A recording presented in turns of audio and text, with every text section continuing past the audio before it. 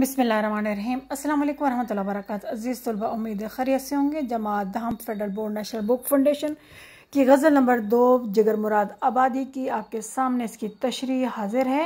उम्मीद है आप इसे भरपूर फ़ायदा उठाएंगे। बार बार कह रही हूँ कि बोर्ड ने 4 रेफरेंस बुक आपको दी, इनमें से कोई सी आप 2 कर लें तो इंशाल्लाह ताला आपके बेहतरीन नंबर आएंगे। लेकिन कम अज़ कम 2 करना लाजमी है, क्योंकि पेपर में ज़रूरी नहीं कि हमारी नेशनल बुक फाउंडेशन से भी है, आप पंजाब वाली भी करें। गज़ल नंबर 2 है शेर नंबर 1। हमको मिटा सके ये ज़माने में दम नहीं, हमसे ज़माना खुद है ज़माने से हम नहीं। गज़ल के मतलब में शायर कहता है कि ज़माने के मसाइब और सख्ती हमारा अज़्म हौसला कम नहीं कर सकती। हम अज़्म और इस्तक़लाल के पहाड़ हैं, हम ज़माना साज लोग हैं। हम ज़माने के पीछे चलने वाले लोग नहीं, बल्कि हम वो हैं जिनके ज़माना जिनके पैरवी करता है। हम दौलत रवायत पसंद नहीं, बल्कि जिद्दत पसंद लोग हैं। हम अपनी शायराना सोच से ज़माने को शऊर की नए मनाजिल से आशना करने वाले लोग हैं। जिगर ने शेर में शायराना सनत ताला से काम लिया है, यानी ऐसी सनत जिसमें शायर अपने किसी शेर में अपनी शायरी की या फिर अपनी बड़ाई की तरफ इशारा करे या इसे बयान करे। जैसे शेर में शायर ने खुद को ज़माना साज और अपनी शायरी को जदीद और ज़माने की बका कहा है। इंशाल्लाह ताला आप कम से कम 2 किताबें कर लेंगे तो आपको बहुत फ़ायदा होगा। याद रखिएगा, दोनों किताबों की तमाम तशरीह रट्टा लगाने की कोशिश बहुत मत कीजिएगा, क्योंकि आपके पास टाइम कम है। अब जब उसको एक दफ़ा पढ़ लीजिए, उसके मुश्किल अल्फाज थोड़े से याद कर लीजिए और उसका मफ़हूम दिमाग में रख लीजिए। शेर नंबर 2 है। बेफ़ायदा अलम नहीं बेकार गम नहीं, बेफ़ायदा अलम नहीं बेकार गम नहीं, तौफीक दे खुदा तो ये नेमत भी कम नहीं, तौफीक दे खुदा तो ये नेमत भी कम नहीं। इसमें शायर हकीकत हालात की तरफ इशारा करते हुए कहता है कि ज़िंदगी का हर वाक़या इंसान को एक सबक देता है। इंसान उम्र भर हालात से कुछ ना कुछ सीखता रहता है। शायर कहता है कि तजर्बात हमें दुख देने नहीं आते, बल्कि ये तो ज़िंदगी के हक़ाइक़ समझाने के लिए आते हैं। और तजर्बात से सीख लेना, गलती ना दोहराना बड़ी नेमत है। इस शेर में शायर ने यह समझाने की कोशिश की, हालात की ठोकरें खाकर संभलने वाला ही असल इंसान है। और अगर गौर किया जाए तो ये ठोकरें आजमाइशें अल्लाह की तरफ से नेमत से कम नहीं, कि इंसान को राह रहमत पे ले आती हैं।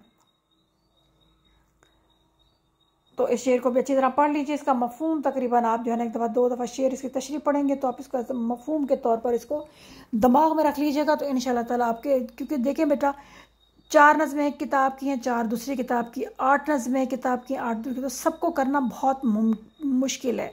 तो इसलिए कम से कम आप जो है ना एक एक शेर को अच्छी तरह पढ़ लीजिए, उसके मफहूम याद कर लीजिए, तो इंशाल्लाह ताला, या उसकी तशरीह एक दफ़ा देख लीजिए, तो ऐसा मफहूम के तौर पर तो आप कम से कम कोई भी तशरीह आ जाए तो आप लिखने के काबिल हो सकें, या उस शेर में से कोई सवाल बन सके तो उसको भी जवाब देने के काबिल हो सकें। इसलिए आपने हिम्मत नहीं हारनी, क्योंकि बोर्ड वालों ने थोड़ी सी गलती की है कि अनसीन इतना नहीं देना चाहिए था, लेकिन कोई बात नहीं। हिम्मत मददा मदद खुदा, हिम्मत मर्दा मदद खुदा।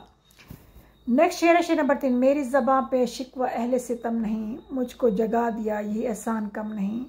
शायर कहता कि मैं अपने दोस्त अहबाब की बेवफाई और बदसलूकी को गिला नहीं करता। शिकवा कहते हैं गिला को, सितम जुल्म करने वाले, बल्कि इनका शुक्र अदा करता हूँ कि उन्होंने मेरी आंखें खोल दी और खलूस व वफा के जो खूबसूरत जो तस्वुरात मेरे दिल में थे इन्हें बातिल साबित कर दिया, झूठा साबित कर दिया। मुझे जगा दिया, यानी मुझे मेरे दिल में जो चीज़ें थी वो सारी जो है ना वो ख़त्म हो गई, वो प्रूव हो गया, साबित हो गया।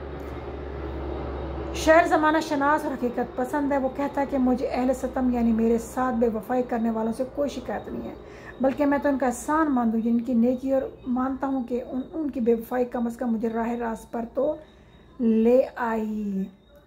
यानी उनका एहसान है कि उन्होंने मुझे झंझोड़ा, मुझे असलियत दिखाई, अपनी हकीकत बताई। तो मेरे लिए उनकी ज़बान पे शिकवा नहीं जिन्होंने मुझ पर जुल्म किया है, या जिन्होंने मुझ पर सितम किया है, जिन्होंने मेरे साथ बहुत बुरा सलूक किया है। मुझे उनसे कोई शिकायत नहीं है, क्योंकि मुझे उन्होंने जगा दिया, मुझे झंझोड़ दिया, मुझे उन्होंने जो है ना वो हकीकत बता दी है। यही मेरे लिए उनके लिए सबसे बड़ा एहसान है उनकी तरफ से मुझ पर। आसान शेर है, थोड़ा सा पढ़ेंगे तो इंशाल्लाह ताला आपको बहुत जल्द समझ आ जाएगा, लेकिन 2-3 दफ़ा पढ़ना इसका शर्त है, क्योंकि इसके बगैर आपको कोई चीज़ ज़ाहिर नहीं होती है, तो बच्चों को थोड़ा सा समझना मुश्किल हो जाता है। अगले शेर पे आते हैं, शेर नंबर 4 पे। शेर 4 है। शिकवा तो एक छेड़ है लेकिन हकीकतन, शिकवा तो एक छेड़ है लेकिन हकीकतन तेरा सितम भी तेरी अनायत से कम नहीं। यानी जो शिकायत है वो एक किस्म का छेड़ना ही है, मगर हकीकत में तेरा जो जुल्म है, सितम है, वो तेरी अना तेरी मेहरबानी से कम नहीं है।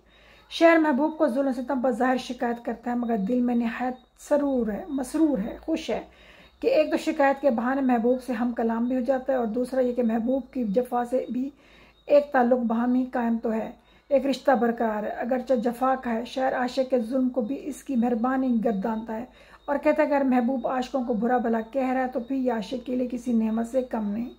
बकौल गालिब कितने शीरी हैं तेरे लब के रकीब, गालियाँ खा के बेमज़ा ना हुआ।